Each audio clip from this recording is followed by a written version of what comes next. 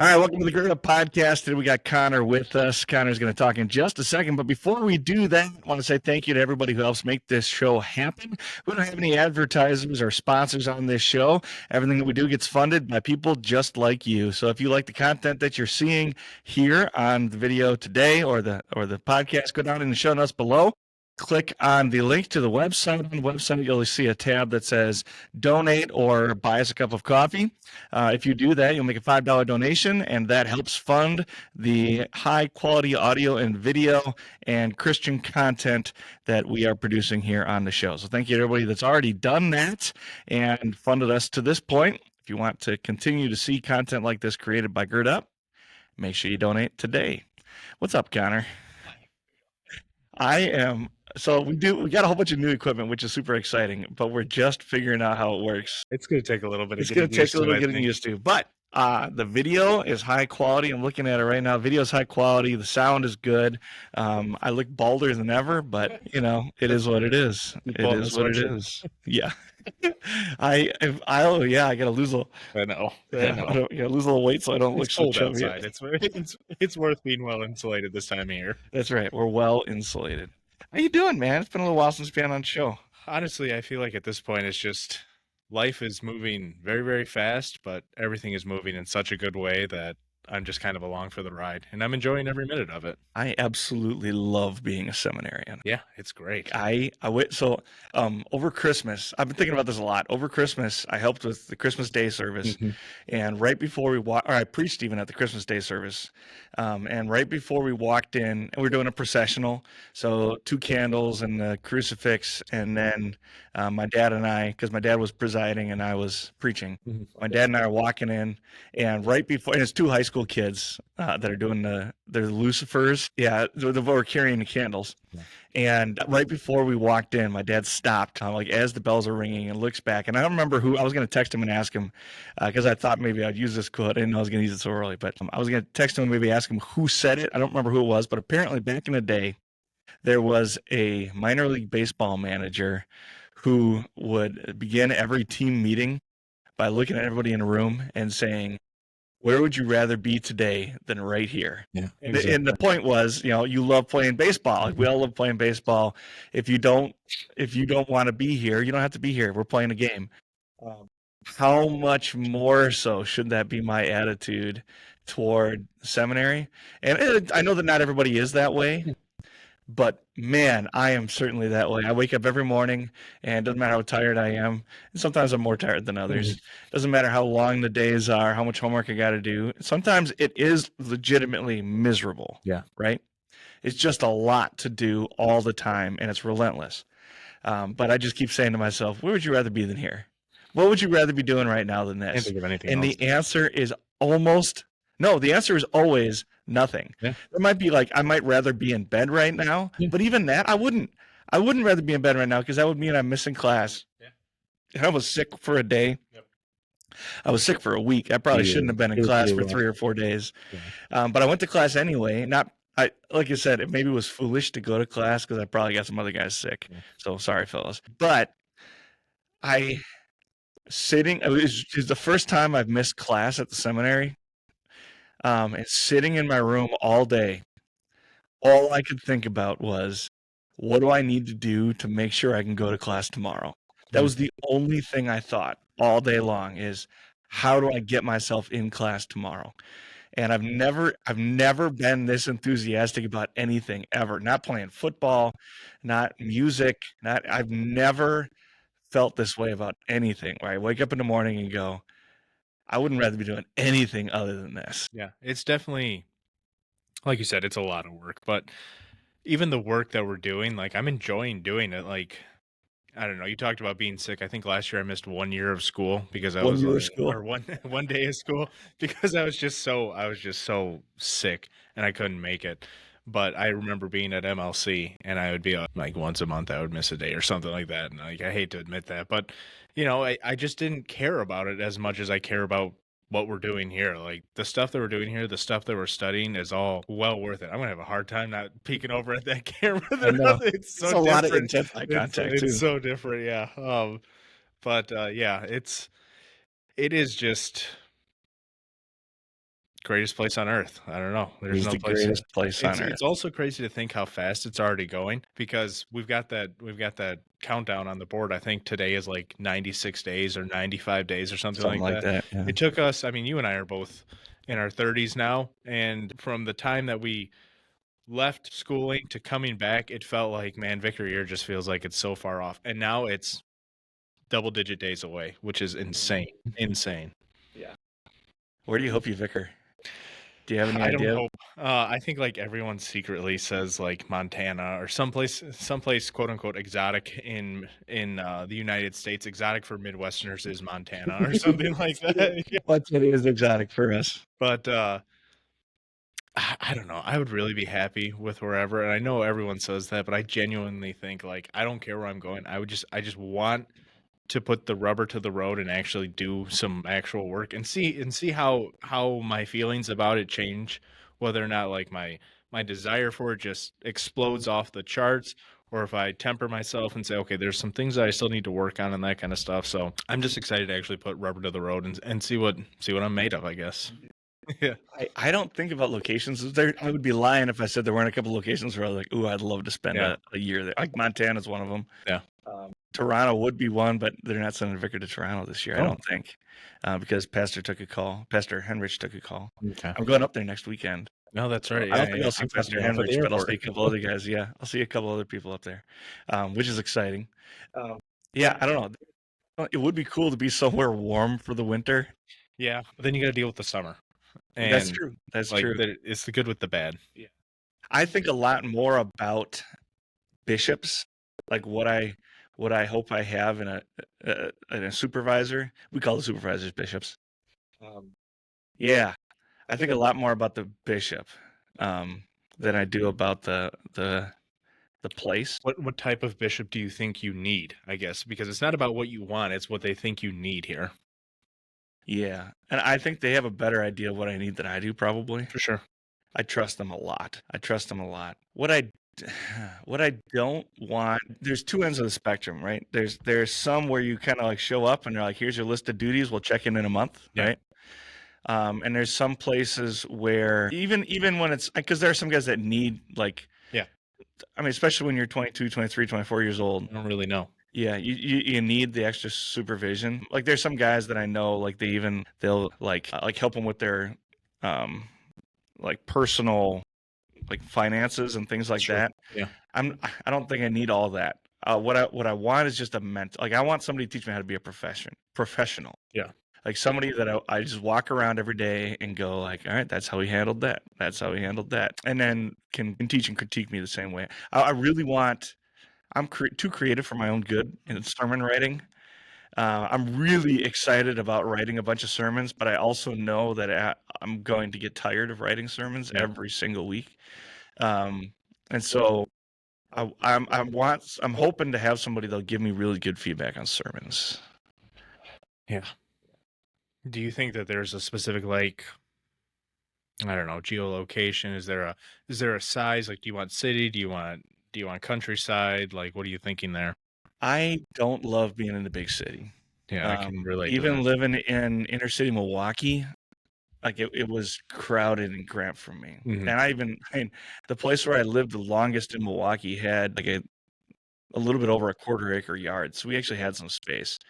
And it was just too tight for me. There's too many people. It's never dark. It's never quiet. Even here in Mequon, like we're up on the hill, and it's quiet and secluded.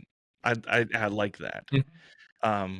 I also understand that it's a very, very rare place where you have enough people to be at a sizable congregation where things are humming, or that you would be sent somewhere to like start a mission congregation or something like that where you can hear the crickets at night too. Yeah, right. Sure. There are certainly places where the church is in town and you can live outside of town. There are definitely places where the church is outside of town and the people come from town. Mm-hmm. I don't know. They're just I know they send people to New York. Yeah, it's one of the few ones where I'm like, I don't want that. Don't get me wrong, and I know there's some people that listening who are making decisions. I will go anywhere you send me. If you decide I need to go there, I will go, and I will go happily, and I'm sure I will fall in love with the city. But just thinking about it ahead of time, feel like this maybe sounds bad. I feel like I've done my time in the city. That's fair. Yeah. I've done my time in the city, and I loved it, and I enjoyed it. It was good ministry, and it's worthwhile. I'm not saying like any city. I'm saying the big city. Yeah. Well, it's definitely helped shape who you are. Like, it's definitely given you life lessons that have, well, honestly, pushed you back toward this. Like, pushed you toward doing this. I think about that sometimes too. I call it my Jonah complex, right? Like, I probably always should have been doing this. I probably should have always been doing this. I think I'm better suited to this than I am to teaching. And I loved teaching. I loved the kids even more than I loved teaching. And I didn't love teaching right away. I didn't like all the nitty gritty. I didn't like the work that goes into teaching, like all the pedagogy and stuff. At first it was miserable. I didn't understand it. But the more professional development and stuff I did, and the better I understood it, the better I got at it. Then you start to see progress, and you start to see kids grow, and you start to see some of those aha moments. And then you also, I just don't seem to understand a lot of things right away. It takes me a little while to get into stuff and really get going. And it took me probably 3 or 4 years to get my traction as a teacher. So then once I kind of figured out like what my teacher identity was going to be, if that makes sense, then it took me a couple of years to like hone that in and be like, wait, what does this really look like? Because I'm a really big, I think as a teacher, your values are reflected in the way you teach. And I am all about habits and routines. I mean, you heard me walking on the treadmill this morning at 6:30 on a Saturday. Sorry to Eli Sievert. He lives right below me. There's no way he doesn't hear me walking on a treadmill. Well, today it was more like 5 because I went to bed early last night. So I woke up early today. But my day looks pretty much the same pretty much every day. Yeah. And I like that. And I also know that I'm far more productive because of it. And so I've tried to instill that in the kids that were in my classroom, and also the self-reliance and independence, especially for the kids. I mean, I was teaching kids from the hood. Yeah. Don't have, like, even actually kind of particularly the best parents, a lot of them weren't at home because they were trying to support their families. So we did have some nuclear families and things, but even in those cases, both parents worked almost all the time. In almost every circumstance, both parents worked just because that's the kind of community you're in. But there were a lot more families where there weren't two parents in the home. And when you're a single parent, you just don't get to spend as much time with your kids, and your kids are more independent. The kids just have to learn to be more independent. And I'd really worked hard to instill that in kids. But that's not an easy thing to do, and it's not an easy thing to learn. And it took me a few years to kind of hone in what exactly I was trying to accomplish. So there were a few years where we eventually got rid of, we didn't have desks in the classroom. We got rid of the desks and instead had tables. And there were some tables where you sat in a chair, some tables where you sat on the floor. We had like flexible seating. Oftentimes we didn't have seating arrangements, things like that. And I started as more of a traditional classroom and ended up there. And this is first and second grade combined classroom. So you're teaching sometimes like 4 different reading lessons in a day. There's some things you're teaching all together as a group. Some things you're teaching separately. I had a TA in my room as well. So like she'd be in the corner. She had a kidney table that she sat at almost all the time. I had like one of those big Navy desks with the pull-outs, that our teachers had as kids when we were kids. So I could have a kid on this side and a kid on this side and be working with both of them. And she could have up to 3 or 4 kids working with her at any given time. And at certain points in the day, we would switch, and I would sit at the kidney table and she would sit at my desk, and we could back and forth. So it was a really, really flexible classroom, which then requires that the kids have to be on task all the time and have to do it independently. And so we switched. It's easy in first and second grade to do like more of a pass-fail for a lot of assignments. Like, did you complete the assignment or not? And if you didn't do the assignment right, then you didn't complete it. You need to go back and do it again anyway. So we had a lot of like checklists. And so it'd be like daily phonics. I wasn't giving A, B, C, D on daily phonics. Either you mastered the skill or you didn't master the skill. If you didn't master the skill, then you don't get a check. And then if you're not getting enough days in a row, then you start getting a poor grade.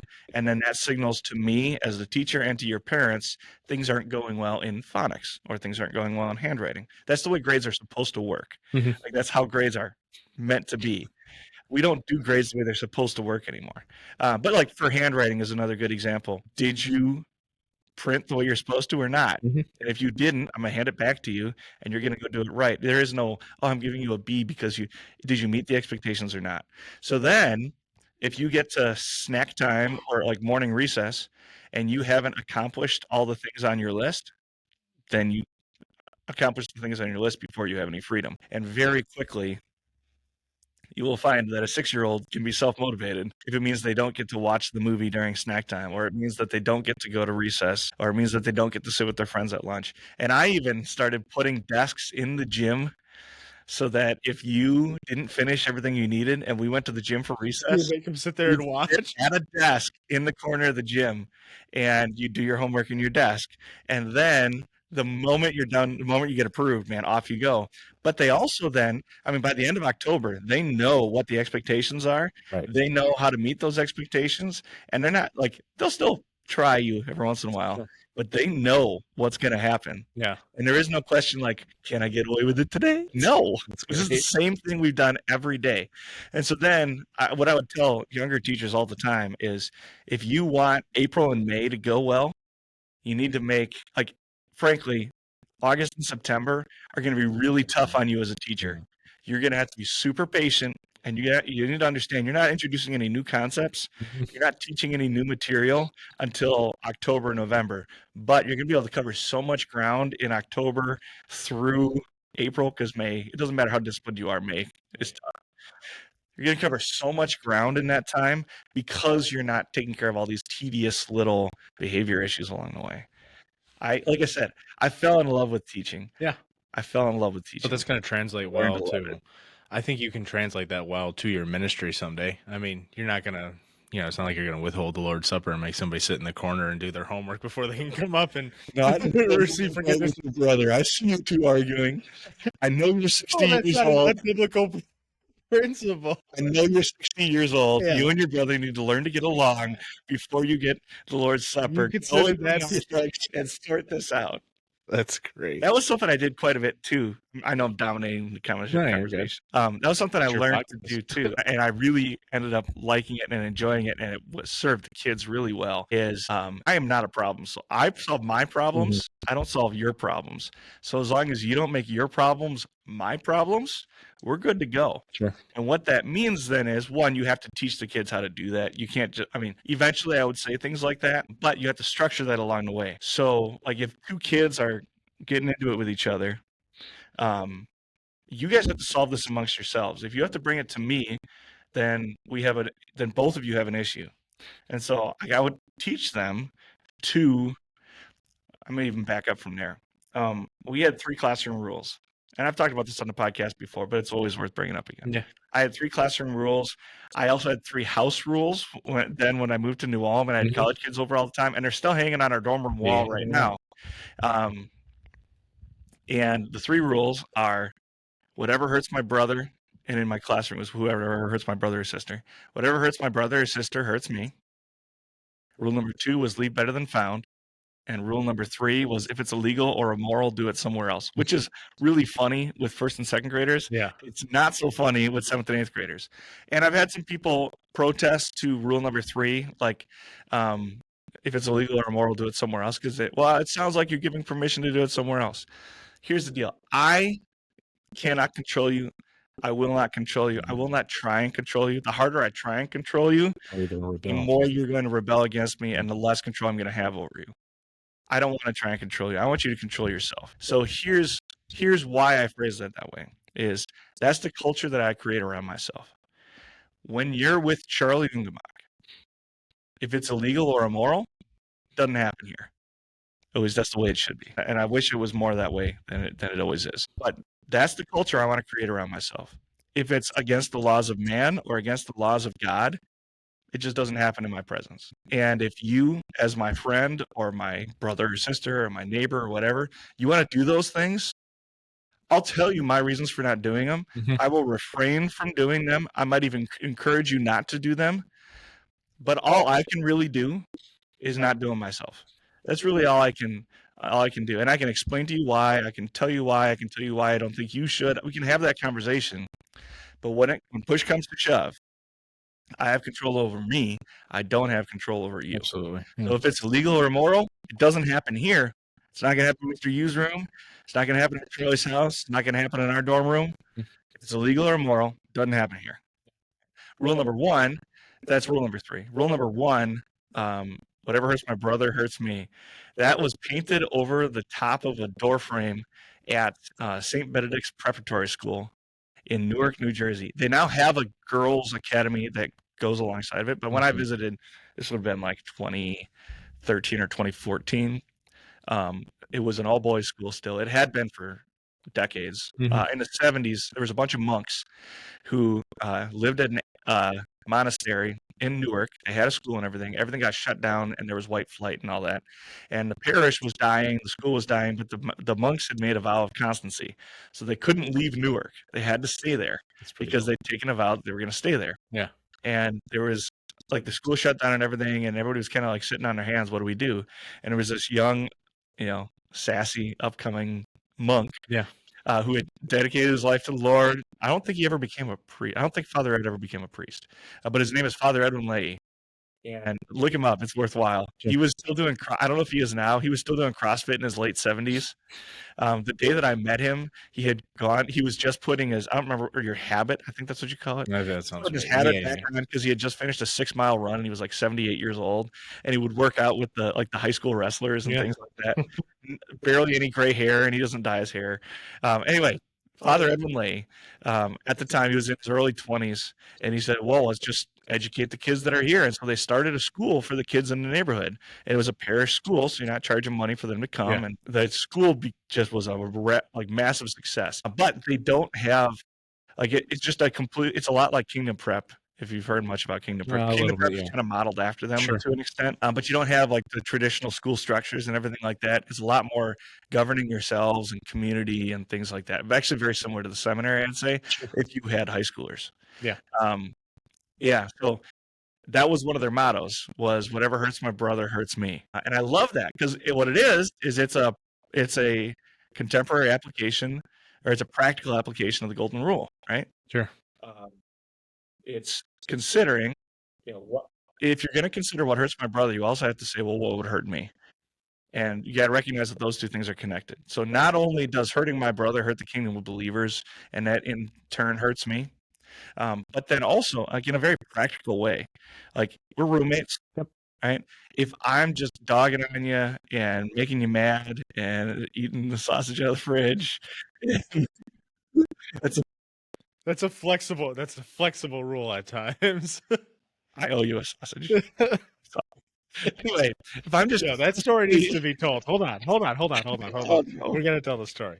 So one of our other roommates bought summer sausage for Christmas, and to be frank, it just kind of sat in the refrigerator for a little bit, and then for a long time. Okay, so it's what, February? I got it in early January, and so I just opened for a long time. Okay, so I opened it, and I was just kind of eating a little bit here and there, a couple slices here and there, and there was probably maybe a third of it left or something like that. A third of it left. I'm so ashamed of this. And one night I was it was literally the night before, I looked in there and I saw it and I was like, oh, okay, I still got that. And then the next night at probably 10 o'clock, I was like, I really feel like having some of the rest of that summer sausage now. And I opened the door and I was like, where's the rest of my summer sausage? And then I remembered last year, because this is a recurring problem. It is a pattern. Last year, I had a quart, well, not an entire quart, half of a quart of ice cream disappear out of the refrigerator. And then my roommate, who doesn't hurt his brother, fessed up to stealing the other half of it. And so I was like, you know what? I bet Charlie was the one. So the next morning I confronted him. And as soon as I confronted him about it, I was like, hey, did you eat the rest of my sausage? He just looked straight down to the ground. He didn't even make eye contact after that. It was the funniest thing. It was like seeing a kid get caught with his hand in the cookie jar. It was hilarious. I'm not mad about it, but it's just so funny. I feel so bad. It shouldn't happen. And I used to do that to Quentin all the time, and it was like a problem. Is that when you were a kid with like your parents, or you're just like, oh, Hell. Oh no.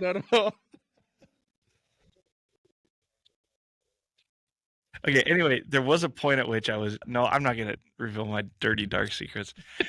There was a lot of soda that went missing out of the fridge over the years that shouldn't have gone missing. Yeah. My parents, okay, so my parents would tell you about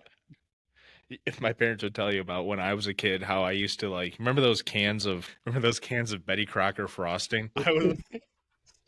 Those are so sweet. They were, and I would like my parents worked all the time. They lived 45 minutes away from home, so I would be home by myself for like 2 hours in the evening or something, and I'd be waiting for dinner, and I'd be like, and I would just take a spoon and just take a spoonful of frosting, and yeah, well, so you're not alone in that. Anyway, yeah, if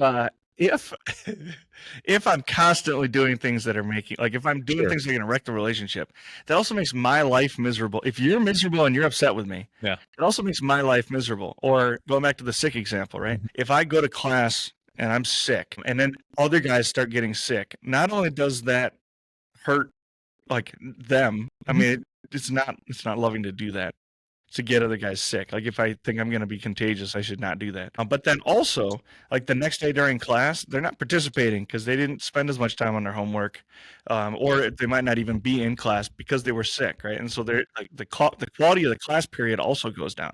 If you're in second grade and you're tapping your pencil on the desk and annoying everybody, and it's making your classmate mad, what are they not doing? Because they're not doing their homework. So then when it's recess time and I want to play basketball in the gym with Tommy, and Tommy hasn't done any of his homework because he got mad at me and did something dumb, and then ended up not getting his homework done or got in trouble so he didn't get his homework done or whatever. Now I don't get to play basketball with him at recess either. So what hurts my brother does hurt me. Now there is, again, I've gotten pushback on that over the years. Like, that shouldn't be your motivation for doing the right thing. I agree. That shouldn't be your motivation for doing the right thing. You should love your neighbor as yourself. But we also have to deal with the fact that we all have sinful natures.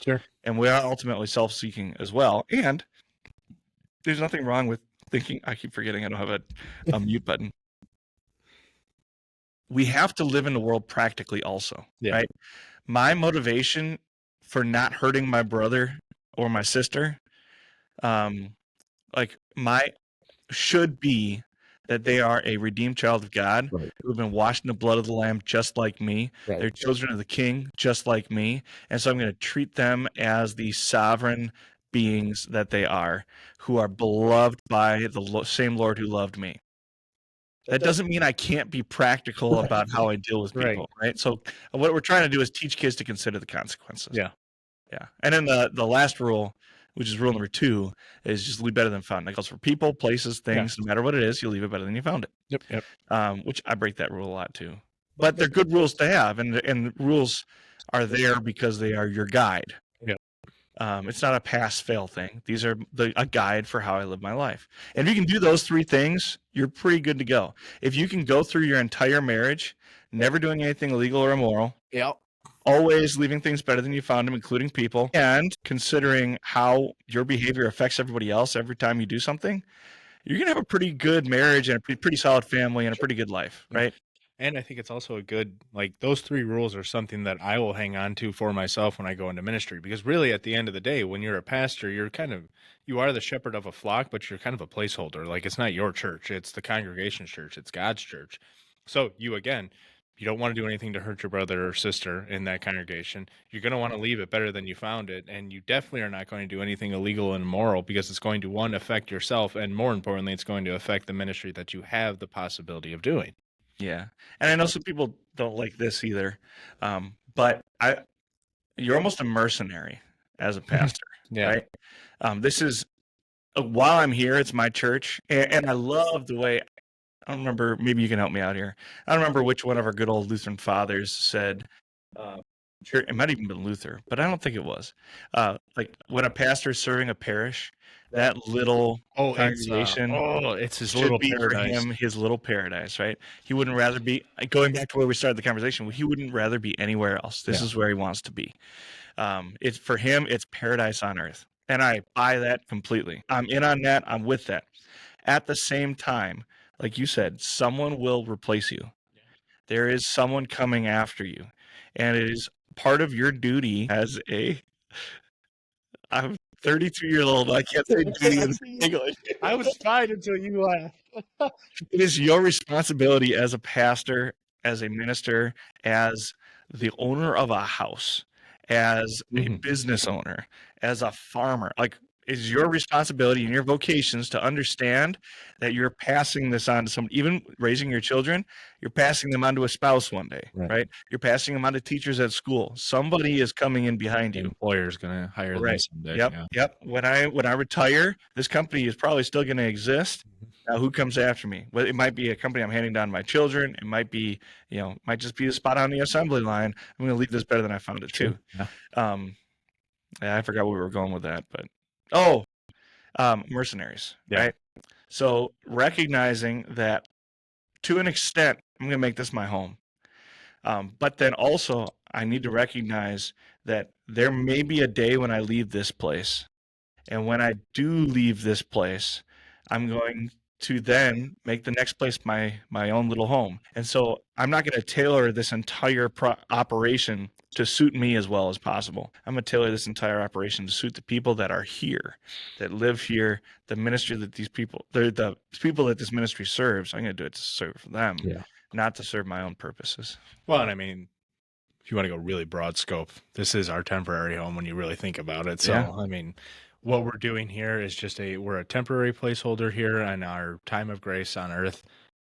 And at the end of the day, our eternal home is somewhere much better than here. So why not just leave it as best we can for those that are going to come behind us? You can even take that concept and apply it to stewardship, right? Sure. Like on a grand scale, small scale and a grand scale, right? Why do we take care of the earth? Like why Christians should care about the earth. We should, yeah. We should care about taking care of the earth because that's one of the things we're called to do by God. Excuse me. It's one of the things that we're called to do by God. And so, like, I think... Here we go. I think that all this craziness about... This is my opinion. I think that all this craziness about global warming and all that, I think it's the eschatology of the world. I think... Explain that. What do you mean by eschatology of the world? I think it's written into everybody knows deep down inside that there's an end coming, right? The same way that we look at the world around us and the Bible says only a fool says in his heart there is no God. I read that psalm yesterday. Only a fool says in his heart there is no God. The nature around us proclaims that there is a God. Sure. Whether you want to talk about irreducible complexity or whatever it is, the earth proclaims that there is a God. And only a fool says that there isn't. In the same way, everybody kind of understands that when everything came from somewhere, everything is going somewhere. There's going to be an end coming. And you and I aren't worried about that end because we know how it's going to end. The Lord returns, we meet him in the air, we're taken to be with him in paradise. Right? If I don't have that comfort, what do I do with the end of the world? Right? Try to push it back as far as you can. Prevent it as long as you can. You push it back, you push it back, you push it back. What seems to be the most likely way that the earth will end? Buying a Tesla. You think... Now, I am pro-Tesla. Sure. I am pro-electric vehicles. I don't want one for myself. I think they're a good idea, and we should develop them. And no technology is, like, honed and made pristine. You don't get the height of technology. Like, you don't get an iPhone 15 Pro Max with all the bells and whistles if you don't have the first-generation iPhone. And you don't even have the first-generation iPhone if you don't have the big old brick phones and the car phones from the 80s and the 90s. Absolutely. Those things were clunky, and they barely worked and whatever. We don't get where we are now without that. Yeah. In the same way, we're not going to get to, like, really efficient cars, like electric cars. Yeah. Like right now, there's a huge carbon footprint, and it's actually worse. If you don't believe me, look it up. It's actually worse for the environment to make the batteries for an electric car than it is to build, drive until it's dead, and then recycle like a regular gasoline car. And so I support the idea that electric cars exist and we should be doing them. We should be thinking about that technology. We should be going in that direction. Sorry, I'm trying to grow my mustache back out. It looks I good. had it. Yeah, the corner. I got to grow out the corners a little bit. Anyway, I don't know where. Sport. Yeah. We should be concerned about the environment. We are doing things that are damaging to the environment, and that's not good stewardship. Whether or not the temperature of the earth is actually rising, I don't know. The science is not as clear as everybody likes to pretend that it is. And actually, there's a lot of evidence that the rising temperature of the earth is not only temporary, but it might not actually matter that much, or maybe isn't actually happening. That's above my pay grade. I can't say that with definity. Take everything I just said with a grain of salt. But there's people that I trust who are saying things like that. For me, it's hard to jump on the global warming bandwagon because, again, I am 100% with the idea of being a steward of the earth. That's why, like, when it comes to things like mass production of meat and that kind of stuff, like, well, yeah, I would much rather be a hunter or something like that because, one, the animal has a chance, and two, like, I'm just taking what I need and nothing else is getting hurt. But when it comes to, like, the weather change and that kind of stuff, the earth has been around for 10,000 years, like rough number. We just learned in history that there was a miniature ice age in the 1300s. I didn't know about that. We've been studying the climate for 150 years, something like that, maybe 200 years, like record keeping of the climate. So in the scope of a Earth that has existed for 10,000 years versus how long we've been studying it, I think like it's kind of like the whole like smart car thing. It's just too new to be able to tell with any significant. And as far as the Christian dealing with these environmental issues and global warming and things like that, here's why it matters. That's not how the earth is going to end. We know for sure that the earth is not going to end because of global warming. That does not mean that we shouldn't take care of the earth. We should take care of the earth, but the earth is not going to end. Our world is not going to come to an end because of global warming. And Christians need to recognize that and understand that. Well, yeah, and I think, like, I kind of want to backtrack now a little bit about what I said because, one, I'm not an expert in these things when it comes to climate or anything like that, and I'm not. But what I am growing in my expertise in is my study of the Word of God. And I know that God promised, as long as the earth endures, seed time and harvest, cold and heat, summer and winter, all these things will remain. And if my God promised those things would maintain, then I have full confidence that those things will remain. So while I may not be an expert on climate, I can say that my God promised that the earth will endure enough to support humanity. Yeah. And before you send us an email, if you're getting your climate data from us, you're looking in the wrong place. Yeah. Yeah. It's interesting. It's interesting to think about that stuff too. Sure. And it's one of the other things that's interesting about Trump's first 100 days back in office again. And I don't really want to get into politics. Yeah. But one of the interesting things is seeing pretty clearly not everything has been what we've been told it's been. Sure. The way money's being spent, the kind of the reality of things is not what we're always told. And I wonder to what extent, and I don't know the answer to this, I wonder to what extent what we are consistently told on these, like the food pyramid is a good example. Yeah. And this has nothing to do with Trump even. The food pyramid was supposedly like the way to be healthy. Turns out it's not a great guide. Yeah, because what's the base? We've even changed it. Like even the government is like, oh, actually that wasn't good. We're gonna do the plate thing now. Yeah. And now like there's like a circle graph for the plate. Like I just wonder how much of that stuff there is, and we don't know. And there's no way I'll ever know how much it is. And we talk when it comes to politics. We are encouraged here, and I'm adapting it to my life, that we don't have a hard stance on politics. And I agree with that 100% because it's not my biggest concern in life, but I will obey my government and I will pay my taxes and I will do my duty as a citizen, no matter the cost, so long as they don't ask me to do something that goes against God's will. And that's fine. But it's just kind of the American joke that the government has our best intentions at heart. What did Reagan say? I was just thinking that. What did Reagan say? I'm from the 9 scariest words. The scariest words an American can ever hear is, I'm from the government and I'm here to help. Yeah, which is great. That's hilarious. Like, he had a sense of humor. And I felt like in our lifetime, there has been a lot of, I'm from the government and I'm here to help. Like, in the 30 years that you and I have been on Earth, it just seems like that's how it has been our entire lives. Yeah, as long as they don't ask me to do something immoral that'll hurt my brother, that'll, those type of things, like, I'll keep doing my due diligence, and we can have private conversations, you and I, one-on-one and that kind of stuff, and I'll tell you what I really think, but I will never take an official stance. I'll never stand in a pulpit and say, you need to vote for Joe Biden, I'll never do those things. Yeah. Because it's just not our place. It isn't. And I would also argue, maybe now more than ever, there is not a political party that is the Christian platform, if you will. Yeah. I'm not commenting necessarily on like what's going on at this moment, as far as like whether or not either of the main parties right now is like better than the other. I'm not gonna make that comment. Mm-hmm.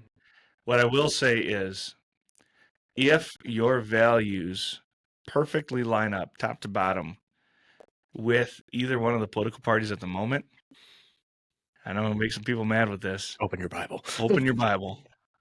Look into it real close. Yeah. Just like an easy example of that, and this is, I don't think this would offend anybody. Prayer in schools. Yeah. I won't quote him because I don't know if he wants to be quoted.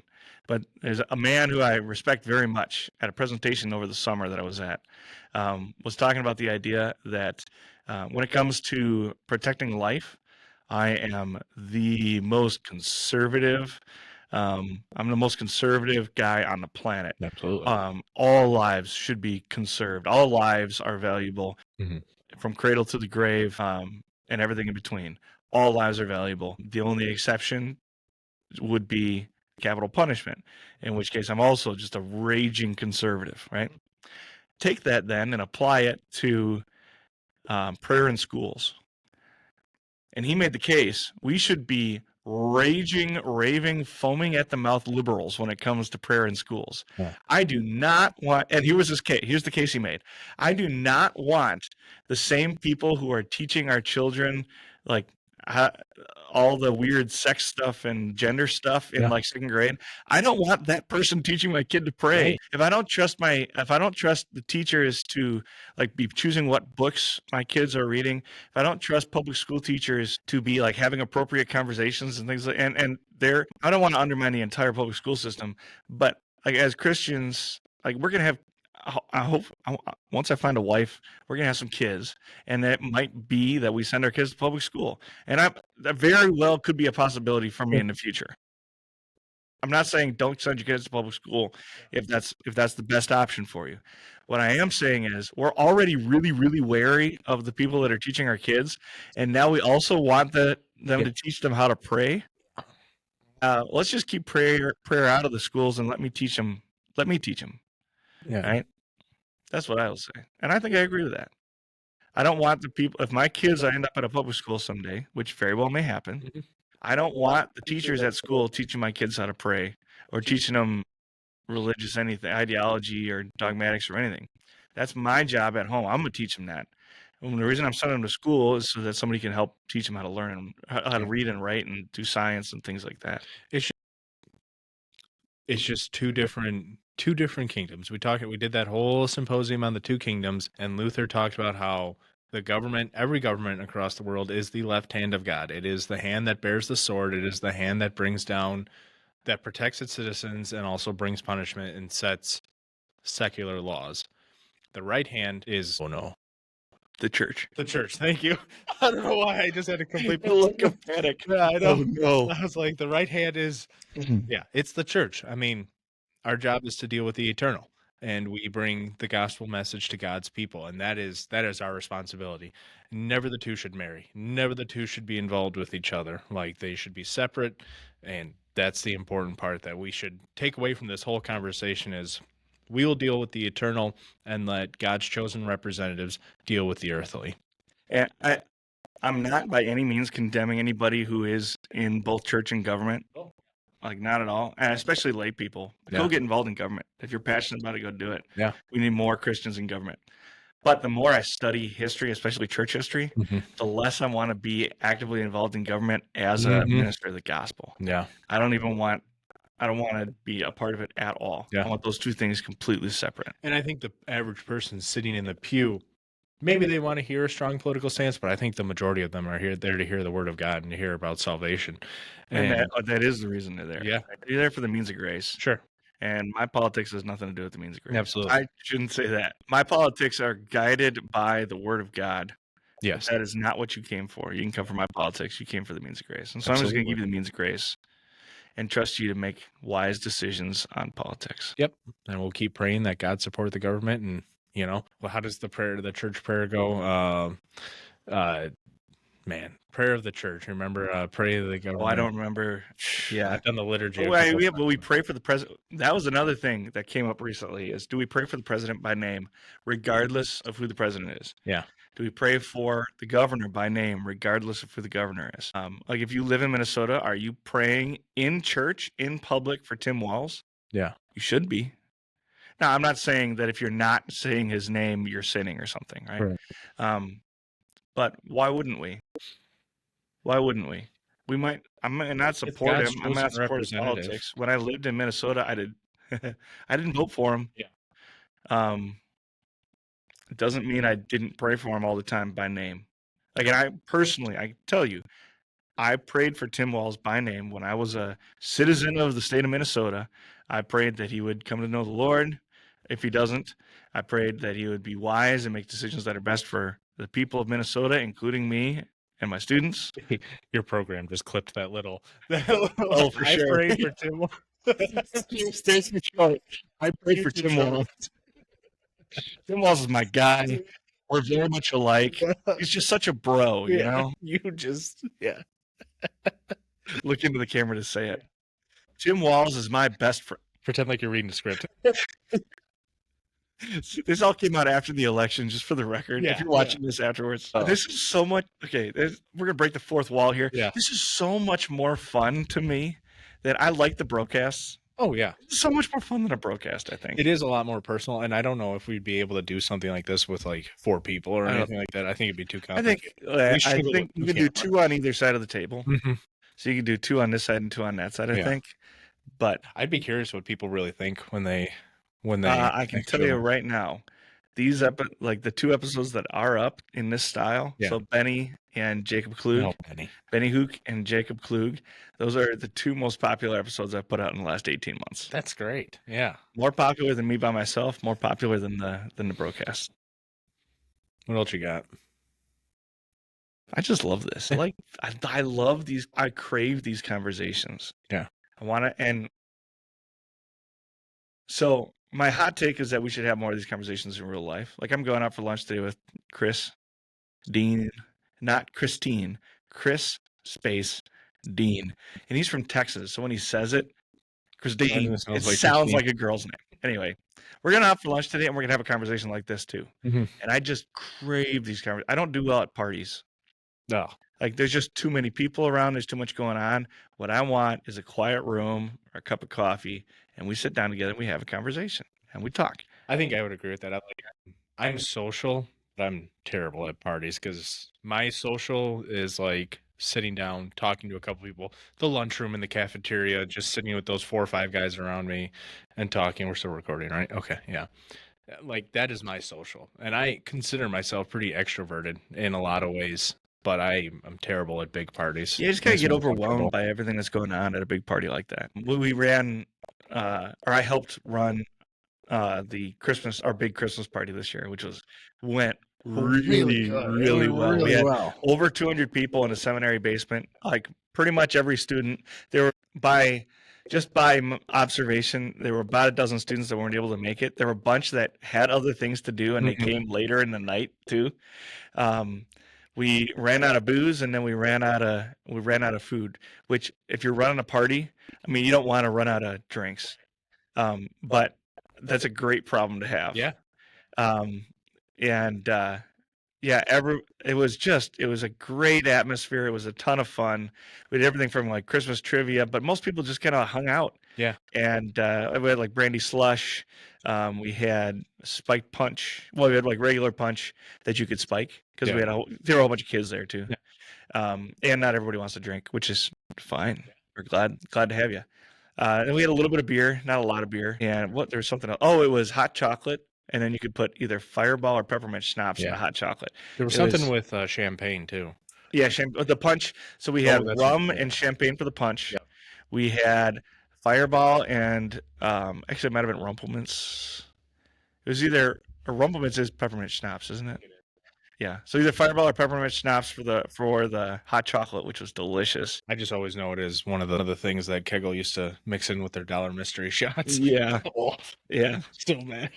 Why they would make disgusting? They knew that the shots they were making were disgusting because they just had like the tail ends of all the bottles and they're like, "Okay, we'll sell it to you for the dollar." It worked because it's a college town. It did. Yeah. Anyway, the whole thing went great. Yeah. We ended up with a whole bunch of extra charcuterie, which was great. Yeah, the next morning to have extra charcuterie all morning. So well.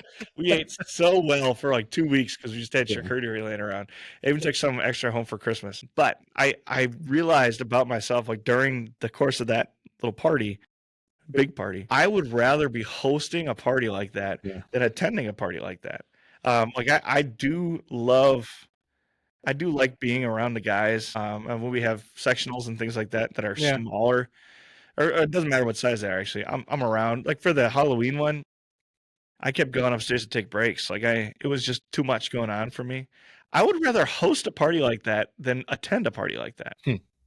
Yeah. I wonder why that is. I wonder what the difference. Maybe it's just kind of your makeup. I think I know what my role is. Mm-hmm. I know why I'm there. I know what I'm supposed to be doing. I have a purpose in the room. I think part of my struggle with bigger groups is because I don't love crowds. I'm not like anti-crowd, but I don't love crowds when I'm attending an event. When I'm selling beer at AmFam, not a problem. I'm just fine. Yeah. And I think that's part of it is I know, like I have a clearly defined role. I know what the rules are, like socially and like morally, like everything, right? I know what to expect. I know how to behave. I know like where the lines are. I know what people expect of me. Mm-hmm. I know all that. I know all that when I'm hosting. But I don't necessarily know all that like when I just show up at a party, right? Yeah, that's fair. Yeah. No, but it went fantastic. It was one of my favorite nights. I think it was probably the best party of the year. Yeah. So far, yeah, I'd say so. The Halloween one was good. We've had some good sectionals. But that was the electional was actually pretty great. The electional pretty was lit. Good. Yeah, they did a good job with that. I said lit. Because I'm cool. Yep, there we go. I'm young and I'm hip. There's nothing quite like saying you're hip by calling yourself out on being. Oh yeah, no, I'm young and hip and cool. I'm not so cool that I check my phone on a podcast. Yeah, I just love this camp. I like being on campus. I'm gonna miss it. I think we should talk about the room that we're recording in. Yeah, so we're in a multi-purpose room down here. What do you want to say about it? Just like you're probably seeing picture frames in the background. And so all throughout this school, I don't know if Charlie's done a video tour of the campus, which might be a good idea. It would be cool. But you'll see in classrooms and hallways all over the place, there are portraits of every graduating class that has come through this building. And down here we have, I can't read the numbers. I think I see like 19. These are the first graduating classes. So starting over there, I can just go look. Yeah. Okay. Yeah. So there are we've got on the main hallway, we've got pictures of the most recent graduating classes, but the further along you move into the basement, the more likely is that you're probably dead. But so like, what's the oldest one that you saw up there? 1895. That's how long this school has been around. And so those are graduating classes. So this room is 1895 to 1919. Okay. And there's a gap in there where they did not have a Wisconsin Synod Seminary. They were sending them down to St. Louis. So I don't remember where the gap is. But there's a little bit of a gap. It's probably, I don't know what the years are. It's probably in there because that one has a picture of the Wauwatosa Seminary on it and that one doesn't. and they're different styles. So for a few years, they just sent them all down to St. Louis. The goal was always to have their own Wisconsin seminary, just because it's good to have variety. Same reason that the Missouri Synod has 3 different seminaries, right? Or they at least have 2. I think they still have 3. St. Louis, Ann Arbor. Well, no, Ann Arbor isn't one. It's just a Concordia. There's one in Chicagoland somewhere. But that one might have closed. I'm not sure. But there's one in Fort Wayne, Indiana, and there is one in St. Louis, for sure. Anyway, they always wanted to have their own seminary. They started one, and then for whatever reason, it just was more practical for a couple. It might have been while they were building the new building. It was just more practical to send them down to St. Louis, but the goal was always to bring them back again, and they did eventually. And so this campus that we're on, we've been here since 1929. They were at the Wauwatosa campus for about 20 years, and apparently that building was just kind of. They built it as a seminary. It was a brand new building. It just got outdated. I mean, there is a lot of change in technology over those years. You think about the 1890s to 1929 when they were here. 1920s. I mean, that's huge. That's a automobiles. Yeah, you go from like no indoor plumbing to indoor plumbing, to electricity, all that kind of stuff. And like the bathrooms were in the basement, which actually kind of makes sense. Like the dormitory was up on a top floor, which kind of makes sense. The bathrooms were in the basement, which kind of makes sense because you're draining out the bottom of the building. But once you have indoor plumbing and such, that's an awfully long way to walk down to the basement, right? Now that we have indoor plumbing, it'd be nice to just build a new building, and that's basically what they ended up doing here. And so the room that we're in right now has only been here since the 70s. The library was built in the 70s. Right. But the whole dormitory, except for we live in a new section of the dormitory, which was built in 80s, I think. I think it was the 80s. And then the rest of the dormitory, though, and the classroom building and the chapel and all that stuff was built in. Well, they moved in 1929. Yeah. Yeah. So then, the pictures on the walls are all the graduating classes from all the years. And like Connor said, the further you get down into the basement, the more likely it is that you're dead. Yeah. In the basement, they're all they'd have to be like 150 years old to still be alive. Ask Pastor Brown tomorrow where his picture is, because he made that joke during a winter room class. Good, yeah. And then upstairs, like where we are for class on the second floor, they're all kind of starting to go. So like Pastor Krause, who was a pastor in the circuit that my dad's in, and he was retired and he would preach all the time. I think he's still alive, but he's on the picture. He's he's in his 90s. Mm-hmm. He's on the wall in the classroom that we're in. Like 50s and 60s, yeah.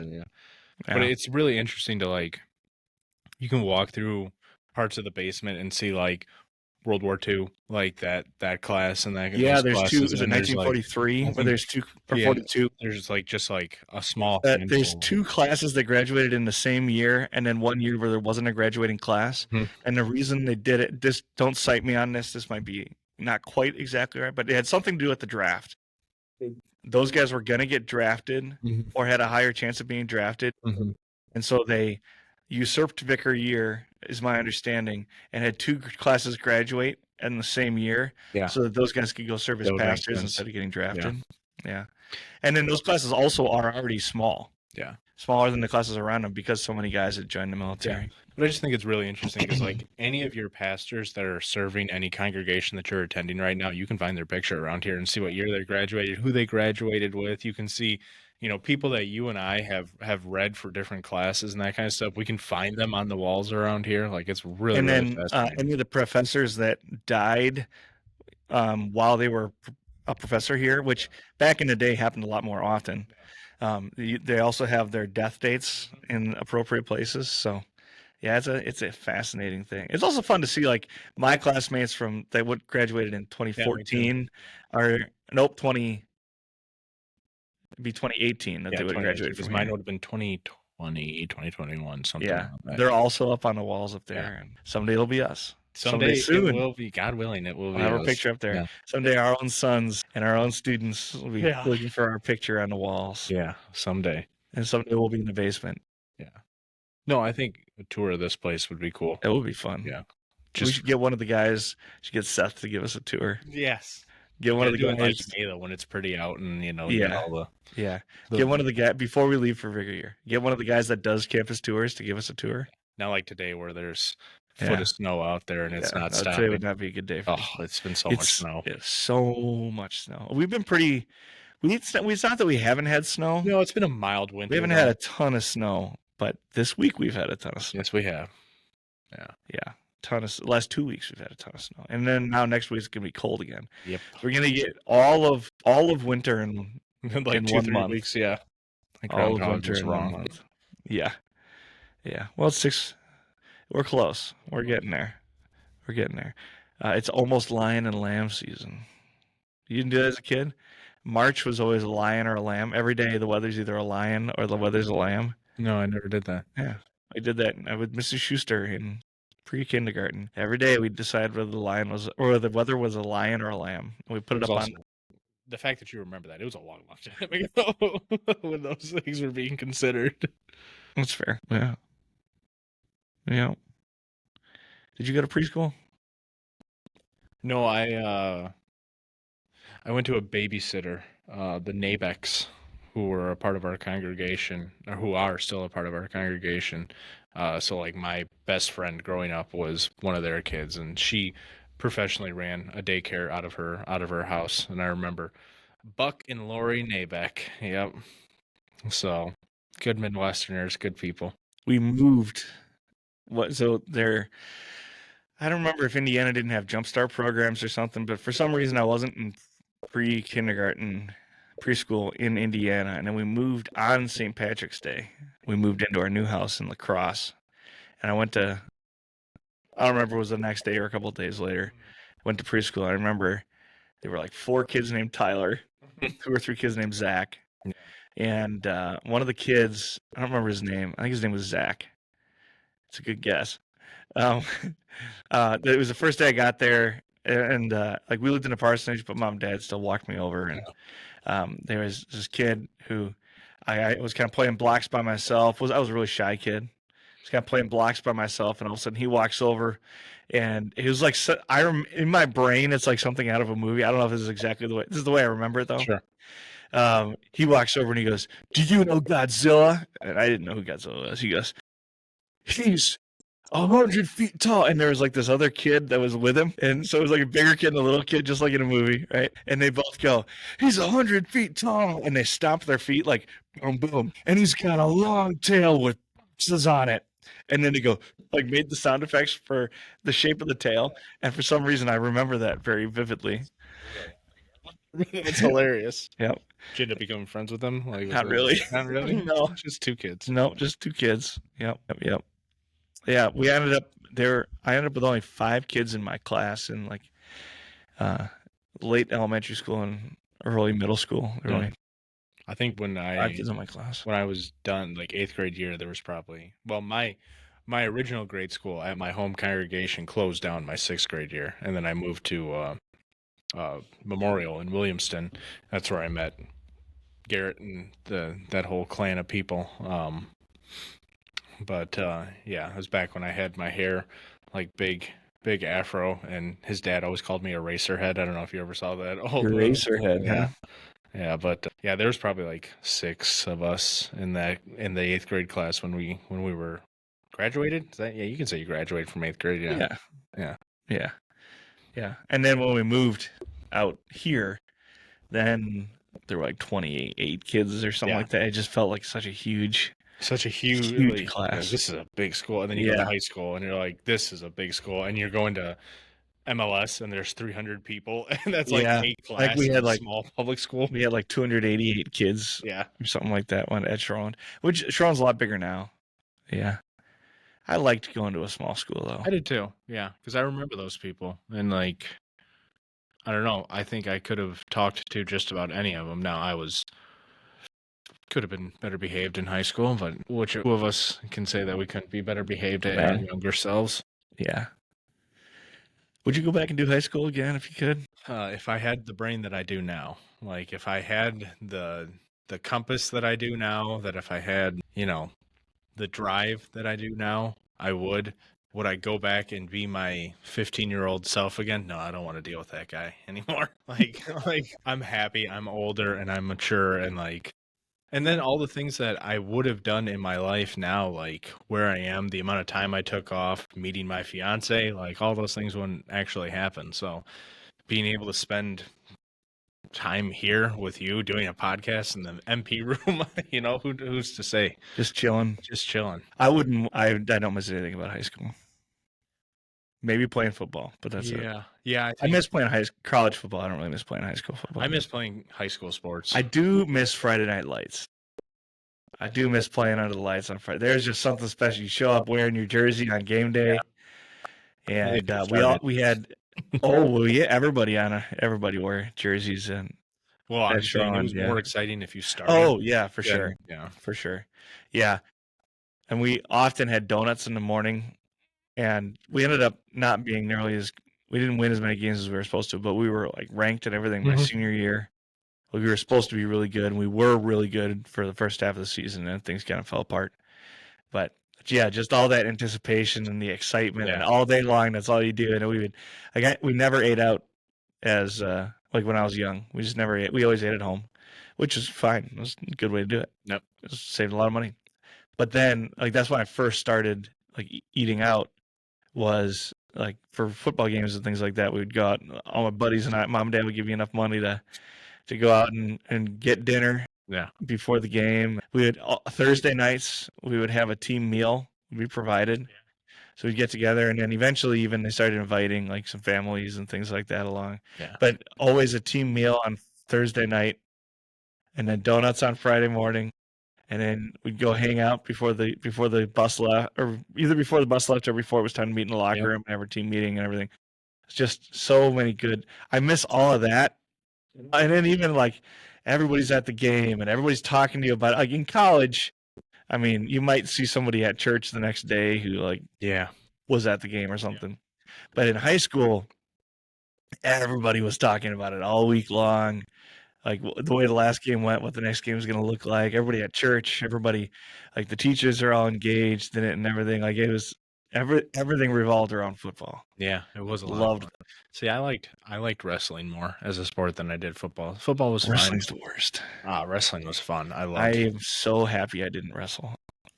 I miss the flexibility I had when I was a wrestler because I know wrestling is good for young people. Yeah. And it's definitely an awkward looking sport. I'm not gonna lie. That's not why. It's just so much effort. I don't find any. Maybe it's because I'm just not good at it. But yeah. I find very little enjoyment in it. I even like jujitsu and things was better, but not that I really tried wrestling. I didn't really put a good faith effort into wrestling. But even like jujitsu was at least like better. Just grappling in general is just all this fruitless effort is what it feels like to me. You see, I always viewed it as more as just a struggle against another person. Like football was definitely more of a team sport where like one person lets you down, then everything. Like it's not either everything can fall apart or like it can survive. A play can survive. Like the running back can just truck someone. Like any one of those things, linebacker can break through. So if one person fails, it doesn't really matter. With wrestling, you got nobody else there on the mat with you. Like it's really you versus another person, and that's what I really liked about it was either I'm going to beat this guy or he's going to beat me, and there are no two ways about it. Yeah, maybe that's why I didn't like it. Maybe he liked having the team support. That's fair. I think I still do. Sure. I think I still do. Yeah. I had a couple opportunities to wrestle, and I never really did. Like I said, I know there's a lot of people that love it, and it's good for kids to do. It builds character and so forth. I got a bad build for wrestling. I'm not gonna lie. Yeah, no, I definitely do. Lanky. Yeah, long. Like you're tall and bulky, but like that, you want to be like 5'11" and like 260 pounds rather than 6'4", because you're just a barrel at that point. Like you're hard to get around. Yeah. No, I'd agree. I'm not built for grappling. Yeah. You're like a tight end. No, you're like a tackle. You need to be like a center. Yeah, I was an offensive tackle and a defensive end. Yeah. You need to be Aiden Lewis. Built like a ball. Built like a ball. Yeah. So what you excited about? What's life looking like? About is, I think one of the things I'm excited about is the way I'm going to approach this next sermon that we're doing. I know you already had your tech study meeting and everything, but I'm not until later. And I got the Revelation text. And I think one of my big takeaways from mission and ministry is that your average person sitting in the pew doesn't have the same amount of biblical background knowledge that you and I do. And so maybe not trying to speak at this level, but trying to speak at this level in my upcoming sermon is what I'm looking forward to the most. And I think that takes a lot of pressure off. One of my biggest fears when it comes to writing sermons is, well, this doesn't sound doctrinal enough. Like I'm preaching law and gospel, and I'm also teaching, and people aren't going to be able to tell. Let the text guide, yeah, let the text lead on that stuff. Yeah, and so people aren't going to be able to tell all the time if I'm not. How do I say that? If I'm not throwing the right amount of doctrine in there or something like that. And so, yeah, one of the studies that they showed was people care more about your introduction and your conclusion. The Wells person sitting in the pew might hold law and gospel high or something like that in the service, but being able to explain biblical concept and Revelation, I feel like, is chock full of things that people get confused about and uncomfortable with. So I'm looking forward to trying to tackle that in an appropriate way. Just clarifying what you're saying. You're not saying that the meat isn't important. No. What you're saying is if you can get the tricky part is getting people engaged and keeping them engaged. Yeah. So that you can give them the meat. Right. Yeah. And I think it's the difference between, to use the analogy further, it's the difference between the amount of meat that you eat in the air fryer on a given Saturday night, the 3 pounds of steak, versus what an average person is going to take. Okay. Versus the 6 ounce that you get at Applebee's. I don't know if I could eat 3 pounds of steak. You definitely could. I know you can. You've had a couple of I've eaten 2 pounds of steak in one sitting. But it's not even a steak at that point. It's just a roast. It's just, it's like a steak. Yeah, it's just a flatter roast. Anyway. Yeah. I like meat. Yeah, there's nothing wrong with that. I feel like a man when I eat meat. Yeah. Like while I'm eating it, and then after I eat it, like for a couple of, like I just feel better when I eat meat.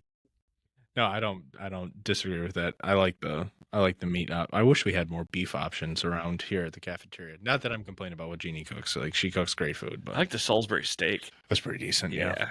I like the chicken breast with the cardamom sauce on it. So good. There's everything we eat in the cafeteria. Yeah, even the pork chops are good. The cafeteria is fantastic. Yep, no lies. Anyway, Revelation, that's one of the things I'm looking forward to, is just that whole sermon series. I'm looking forward to doing marriage counseling here in the next couple of months, because that, I was told, has to be done. Thank you, Dean Otto, for telling me that.